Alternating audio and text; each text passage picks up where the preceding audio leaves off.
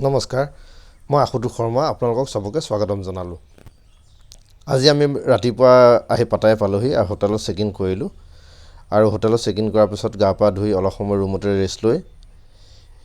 দুপৰীয়া আহাৰ খাই এতিয়া আমি যাবলৈ ওলাইছো আবেলি ইয়াৰ বিখ্যাত আলগাজাৰ শ্ব' চাবলৈ সেই শ্ব' চোৱাৰ আগতে আমাক নিয়া হ'ব আৰ্ট ইন পেৰাডাইজ তাতনো কি আছে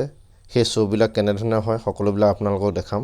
ইতিমধ্যে আমি শুনা পাইছো যে এই আলগাজাৰ শ্ব'ৰ মাজত